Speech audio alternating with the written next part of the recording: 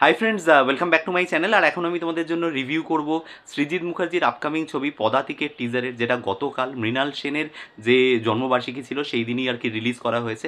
এবং তোমরা জানো যে এটা বেসিক্যালি মৃণাল সেনের বায়োপিক যেটা রিলিজ হতে চলেছে, যার নাম দেওয়া হয়েছে পদাতিক। কেমন লাগলো আমার এই টিজারটা ডিটেলসে কথা বলবো এই ভিডিওতে।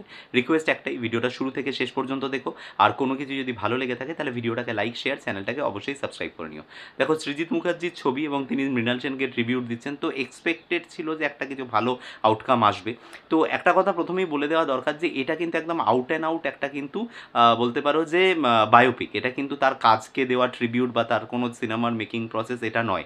যেটা রিসেন্টলি তোমরা জানো যে চালচিত্র এখন যে রিলিজ করেছে, সেটা কিন্তু তার একটা পার্টিকুলার সিনেমার মেকিং প্রসেস এবং অঞ্জন দত্তের সাথে তার সম্পর্কের একটা বলতে পারো রসায়নের গল্প।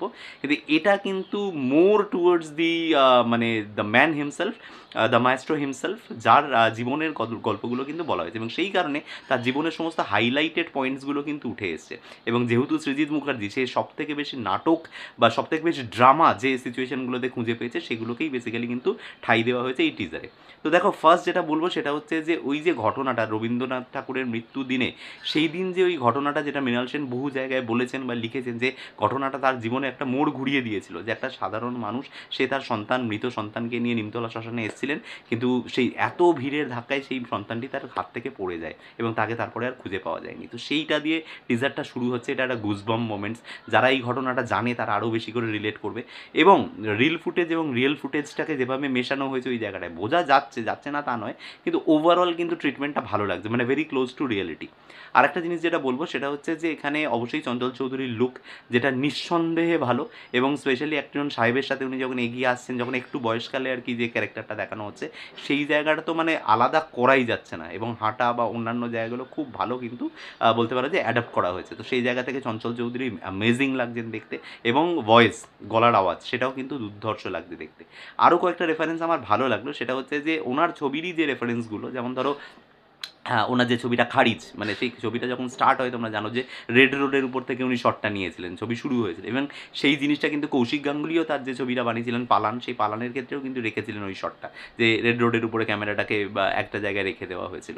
তো এখানেও কিন্তু সৃজিত মুখার্জি যখন টিজারটা শেষ করছেন, তখন কিন্তু ওই শটটা দিয়েই শেষ করছেন, যে উনি ওরকম রাস্তায় শুয়ে পড়ে, মাটিতে শুয়ে পড়ে যে শট নিতেন, সেই ব্যাপারটাকে উনি কিন্তু রেখেছেন। এবং সেখানে কিন্তু মানে বলতে পারো কাট বলে আর কি, তোমার শটটা অ্যাকচুয়ালি কাট হচ্ছে। তো এই জিনিসগুলো রয়েছে, এগুলো খুব ভালো।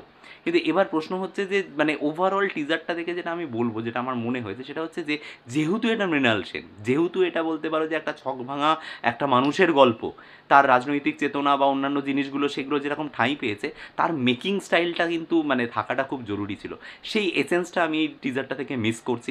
তার যে ফ্রিজ শট বলো, বা তার যে ক্যামেরা নিয়ে যে বিভিন্ন ধরনের মানে চমৎকার কিছু জিনিস, এই যে জাম্প কাট করে দেওয়া, অদ্ভুত অদ্ভুত জিনিস দেখিয়ে দেওয়া, এই জিনিসগুলো কিন্তু মানে এটা কিন্তু অনেক বেশি মানে এটা না অনেকটা গুমনামির মেকিং স্টাইলের সাথে না আমার মনে হচ্ছে সেম হয়ে যাচ্ছে। গানটাও পিছনে ব্যাকগ্রাউন্ডে যেটা বাজছে, বা ব্ল্যাক অ্যান্ড হোয়াইটে যেভাবে ট্রিটমেন্টটা দেওয়া হয়েছে, তো এই যে জিনিসটা না অনেকটা গুমনামি ট্রিটমেন্টের সাথে যাচ্ছে। কিন্তু মৃণাল সেনের যে সেন্সটা, মৃণাল সেন যেভাবে ছবি ডিরেক্ট করতেন, তার মানে সিনেমাটোগ্রাফি এবং তার যে কাজ করার যে তরিকা, সেইগুলো যদি একটু রাখা হতো তাহলে আরও ভালো লাগতো। আমি জানি না সেগুলো আছে কিনা অরিজিনাল ফিল্মে, কারণ সেই ফ্রিজ শট টটগুলো মানে এগুলো তো মানে উনি একদম বলতে পারো যে উনি প্রথম ব্যবহার করেছিলেন, এর আগে তো কেউ ব্যবহার করেননি। ওই জিনিসগুলোকেও ট্রিবিউট দেওয়া দরকার ছিল, আদার দ্যান অনলি মেকিং আ মানে বায়োপিক মুভি। আই হোপ হয়তো সেগুলো থাকবে, সেগুলো হয়তো ট্রেলারে খানিকটা দেখতে পারবো। বাট মানে ওভারঅল যদি বলি, ওভারঅল কিন্তু টিজারটা ভালো লাগছে, একটা গুজবাম মোমেন্টস আছে এবং একটা ভালো বায়োপিক কিন্তু সৃজিতের কাছ থেকে আশা করা যাচ্ছে এইবার। সো এই ছিল আমার review about the teaser of পদাতিক।